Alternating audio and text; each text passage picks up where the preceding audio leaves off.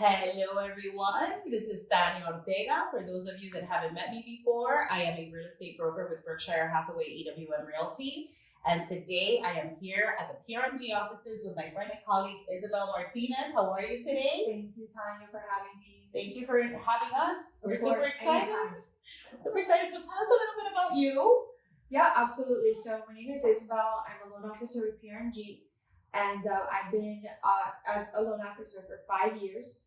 And my job, my day-to-day work is making sure that buyers can afford the mortgages that they're signing up for based on how much money they make, how much money they have saved up, and then how much debts they have under their name as well. Okay, well, very good, very good. Thank you.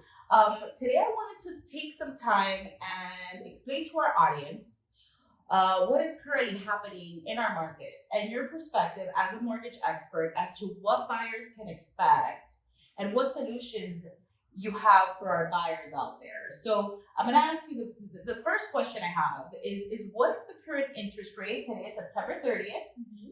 So hopefully you guys watch this video like shortly after we release it so that you could get live at the moment information. So yes, what is the current interest rate as of today? Yeah, so we've had a lot of volatility as many of you have probably heard in the news. So I'd say today, September 30th, we're between 6 and 7%. And a lot of the interest rate will land on for the client depends on major variables such as their down payment and their credit score. So these are variables that dictate the risk level of the loan. So the higher credit score you have and the higher down payment, the lower the risk, therefore the lower the rate. So there's not one rate for everyone.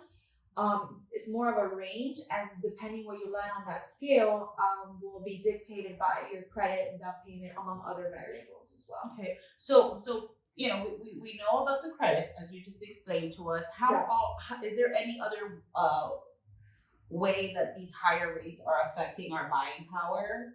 Yeah, we see it just basic math, right? So when the rates were in the threes 2 years ago, and I'm sure a lot of people miss those days, but the principal and interest was a lot lower than right now in the sixes. So 2 years ago, maybe buyers could afford properties that were $100,000, $150,000 higher than where they are today. But we must remember that 2 years ago, people were putting $30,000, $40,000 above appraised value. So we have higher principal and interest, but we don't see that same cash contribution to properties as we did in 2020. Which I guess there's a benefit to that. Yes. I mean, obviously, going above, the appraised value of a property, does have certain risks involved, with that. And so, as I posted this report earlier this week to my audience, and I believe I mentioned it to you that the numbers as of August from the Miami Association of Realtors is that a single family home is going for about $551K, and townhomes and condos are going for approximately $375K. So with that said, now that buyers qualify for less, what should they do? I mean, should they save more money? Should they, I don't know, just focus on I understand that there's a multitude of things, but what would be the easiest way for a first-time home buyer, for instance, to qualify for a mortgage and get into a new home? So there's many steps that we can take. For example, lowering consumer debts, saving money, and also taking advantage of the programs out there. The governor of Florida released over the summer the Hometown Heroes, which allows assistance for down payment and closing costs up to $25,000. And this is a really interesting program in the sense that there's about 90 occupations that fall under this program that make them eligible for these benefits. And the income limits are much higher than other assistance programs that we're used to. So it's just a matter of focusing on the goal. And if your goal is to be a homeowner, you need to be more aggressive than ever. All the resources are available to you, and one needs to be smart if they're going to break the cycle of rent, which means limiting consumer debts, saving money, and doing your research and seeing what's out there to help you bridge the gap between what you have saved up and what the prices of the market are. But definitely opportunity there for anyone to become a homeowner. Awesome. Also, I've heard that adjustable rate mortgages are making a comeback, and I know some people are all for it, and some people are like, Yeah. So what are the benefits and disadvantages of that program? Yeah, so a lot of people remember from 2008 the adjustable rate. So they're making a comeback just because it does provide the lower rate relief that people were used to seeing 2 years ago, and it does help cash flow perspective because you'll be paying a lower principal and interest than a 30-year fixed. However, that party ends eventually when that fixed rate period is done. So it could be 5, 7, 10, 15 years, depending on the fixed period. So the disadvantage there is at the end of the fixed period, you got to make a decision. You got to either refinance, pay off the loan in full, sell the house. You need to have some type of exit.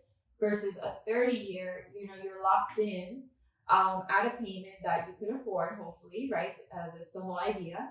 Locked in the payment, and then if the opportunity presents itself to refinance, it's a bonus. But it's not something that is going to fluctuate, like maybe credit cards, rent even, that fluctuates here as well, car payments, right? A 30-year fix is stabilizing your housing versus adjustable is not necessarily stabilizing. Maybe you'll benefit for a little bit, but it's not long-term solution.